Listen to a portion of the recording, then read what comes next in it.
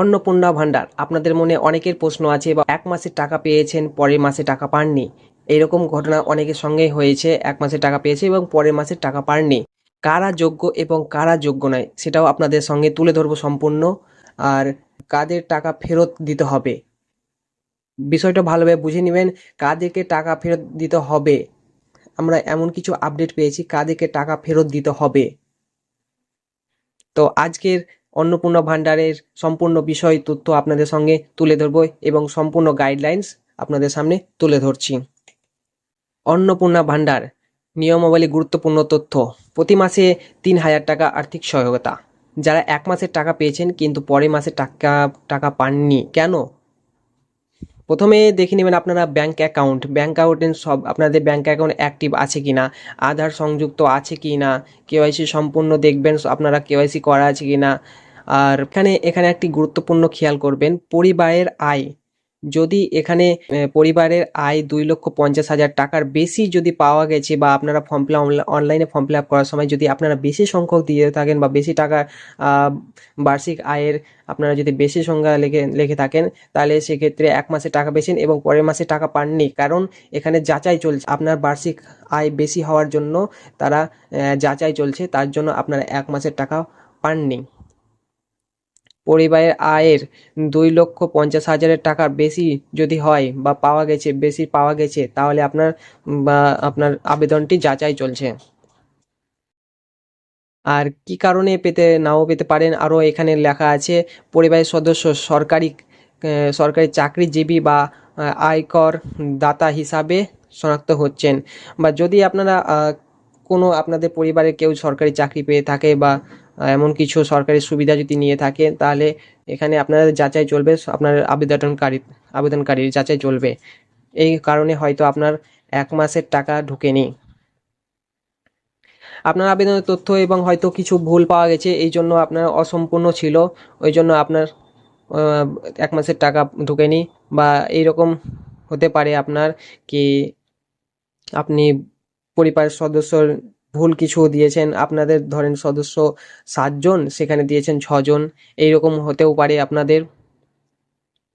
একই পরে একাধিক সদস্য আবেদন পাওয়া গেছে, মানে আপনাদের পরিবারের থেকে, মানে আপনি যেহেতু আবেদন করেছেন আপনার পরিবারেও কেউ আবেদন করেছেন, এই জন্য আপনাদের এইরকমটা আপনারা লক্ষ্য করবেন যে আপনি হয়তো আবেদন করেছেন, মানে আপনার বাড়ির কেউ সদস্য আবেদন করেছেন।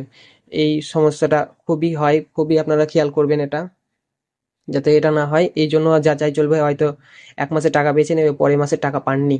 প্রযুক্তিগত কারণে সার্ভার এবং ব্যাংকের সম্মতি সমস্যা ইত্যাদি ইত্যাদি, মানে হয়তো আপনার এক মাসে টাকা পেয়েছেন এবং পরের মাসে টাকা পাননি, এই কারণে হতে পারে সার্ভার বা সমস্যার কারণে, ব্যাংকের সমস্যার কারণে হতেও পারে। তো আপনারা বুঝতে পারলেন যারা যারা এক মাসে টাকা পেয়েছেন কিন্তু পরের মাসে টাকা পাননি কেন। এই সমস্ত কারণের জন্য এক মাসের টাকা পেয়েছে এবং পরের মাসের টাকা পাননি। আপনারা প্রথমে ব্যাংক অ্যাকাউন্টটা চেক করে নেবেন, আধার কার্ড সব কিছু ডিটেলস চেক করে নেবেন, আপনারা কোনো ভুল তথ্য দিয়েছেন কিনা সেটাও দেখে নেবেন। এখানে দেখবেন যারা টাকা পাচ্ছেন, যোগ্য সুবিধাভোগী, যারা টাকা পাবে তাদেরগুলো এইভাবে নিয়মাবলী দেখে নেবেন। আপনি টাকা পাবেন কিনা এইটা এখানেই আপনার উপরে নির্ভর করবে। পশ্চিমবঙ্গের স্থানীয় মহিলা বাসিন্দা হতে হবে, ঠিক আছে। আর বার্ষিক আয় 2,50,000-এর মধ্যে হতে হবে। আপনার ব্যাংকের আধার কার্ডের সংযুক্ত লিঙ্ক দেখে নেবেন, সকল তথ্য সঠিক হয়েছে কিনা দেখে নেবেন।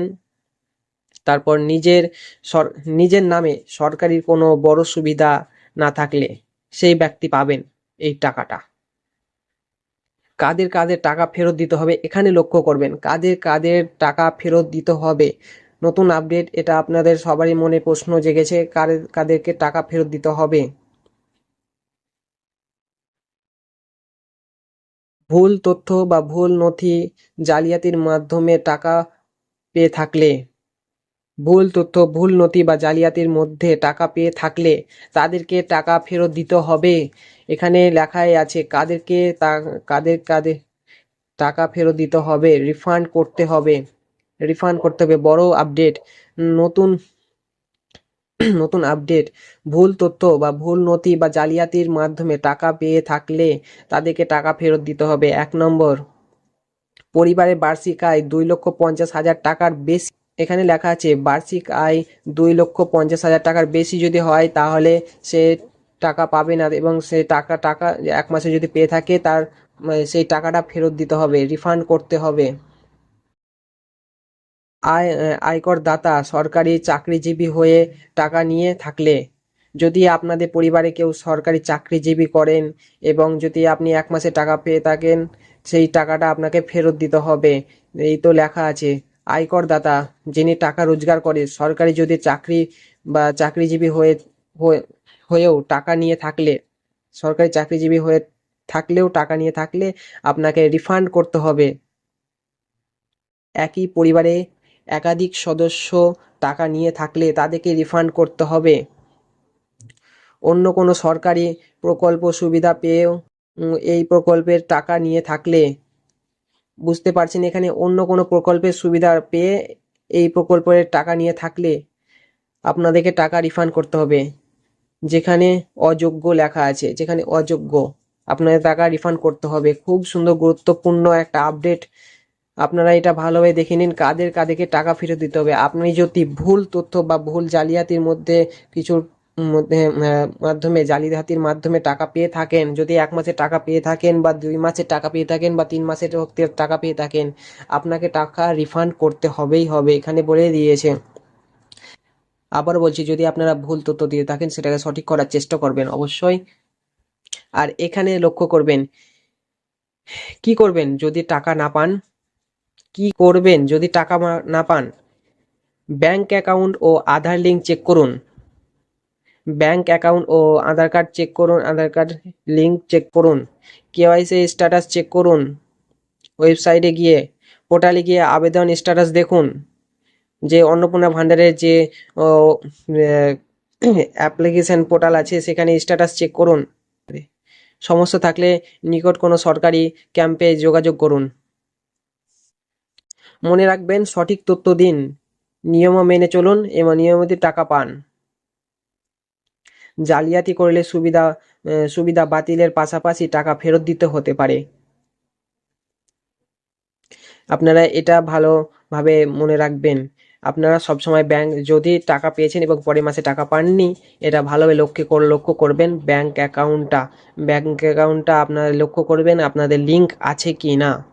এবারে আমরা দেখে নেব অন্নপূর্ণা ভান্ডার যোগ্য অযোগ্য তালিকা, প্রতি মাসে 3,000 টাকার আর্থিক সহায়তা। এখানে কারা যোগ্য এবং কারা অযোগ্য, প্রথমে আমরা দেখে নেব কারা যোগ্য। পশ্চিমবঙ্গের স্থানীয় বাসিন্দা হতে হবে, 1 নম্বর, ঠিক আছে। আবেদনকারী অবশ্যই একজন মহিলা হতে হবে, একজন মহিলা, ঠিক আছে। পরিবারের বার্ষিক আয় 2,50,000 টাকার মধ্যে হতে হবে। এখানে এখানে আপনারা ভালোভাবে লক্ষ্য করবেন, পরিবারের বার্ষিক আয় 2,50,000 টাকার মধ্যে হতে হবে, ঠিক আছে। গেল পরিবারের নামে পরিবারের নামে বৈধ রেশন কার্ড থাকতে হবে। পরিবারের নামে বৈধ রেশন কার্ড থাকতে হবে, ব্যাংক অ্যাকাউন্ট থাকতে এবং আধার কার্ডের সঙ্গে ব্যাংকের সঙ্গে যুক্ত থাকতে হবে, আধার লিঙ্ক যেটাকে বলছে। Aadhaar card, voter card, ration card, mobile number থাকতে হবে। নিজের নামে অনলাইন ও অফলাইনের আবেদন করতে হবে এবং ভেরিফিকেশান পর অনুমোদিত পেতে হবে, তবেই আপনি পাবেন অন্নপূর্ণা ভান্ডার। যারা যোগ্য তারাই এই সমস্ত হতে হবে। এবার দেখে নেব আমরা কারা অযোগ্য, কারা অযোগ্য হতে পারে, কারা পাবেন না টাকা। যিনি পশ্চিমবঙ্গের স্থানীয় বাসিন্দা নন, ঠিক আছে। পরিবারের কোনো সদস্য আয়কর ইনকাম ট্যাক্স প্রদান করলে, অর্থাৎ কোনো পরিবার আপনাদের সদস্যর কোনো জিএসটি অ্যাকাউন্ট বা জিএসটি করা থাকলে সেই পরিবারের টাকা পাবে না, সেই পরিবারের টাকা পাবে না, অযোগ্য বলে দিচ্ছে। এখানে বলে দিচ্ছে আপনার পরিবারে যদি কেউ সদস্য বা আপনাদের সদস্য কেউ চাকরিজীবী হন তাহলে আপনি পাবেন না, আপনাকে অযোগ্য বলে মেনে নেওয়া হবে। এখানে দুটো ভালোভাবে খেয়াল করবেন, আপনার যাদের জিএসটি করা আছে তারা পাবে না এবং যাদের কোনো সদস্য চাকরিজীবী আছে তারা পাবে না, এখানে পরিষ্কার লেখা আছে। এখানে আপনারা বলতে পারবেন কেন জিএসটি থাকলে কেন টাকা পাবে না, কারণ জিএসটি করেছে কারণ সে তো কোনো ব্যবসা করছে, আর ব্যবসা করে মানে অনেক টাকা আছে, ইনকাম আছে, ভালোই আছে। আর এমনিতেই লেখা আছে প্রতি মাসে আর্থিক সহায়িকা 3,000 টাকা আর্থিক সহায়িকা, মানে যারা খুব খুব আর্থিক অবস্থা তাদেরকে এই টাকাটা দেওয়া হচ্ছে। কারণ ব্যবসায় ব্যবসায়ীদের জন্য নয় বা কোনো চাকরিজীবীদের জন্য টাকাটা দেওয়া হয় না। এই জন্য এখানে বলে দেওয়া হয়েছে যাদের জিএসটি থাকবে তাদেরকে দেওয়া হবে না, এবং যারা চাকরি করবে, কোনো সদস্য চাকরি করবে বা আপনার গার্জেন বা আপনার স্বামী যদি আহ, এখানে আপনার পরিবারের কেউ সদস্য যদি চাকরি করে থাকে তাহলে সেই পরিবার টাকা পাবে না। এখানে আর একটা ভালো হলো, কারণ সরকারি যাচাইয়ে আবেদনকারীর তথ্য সঠিক প্রমাণিত না হলে সেই ব্যক্তি টাকা পাবে না। এখানে লেখা আছে গুরুত্বপূর্ণ তথ্য: অন্নপূর্ণা ভাণ্ডার প্রকল্পের সকল যোগ্য মহিলাকে প্রতি মাসে 3,000 টাকা দেওয়া হয়।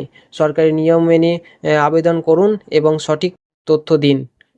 এটা আপনাদেরকে আবারও বলছি, সঠিক তথ্য দিবেন, আবেদন করার সময় সঠিক তথ্য দিবেন এবং সঠিকভাবে টাকা পাবেন।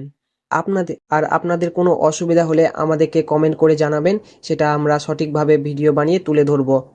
ধন্যবাদ। ভিডিওটা একটা লাইক করে চ্যানেলটা সাবস্ক্রাইব করে দিবেন।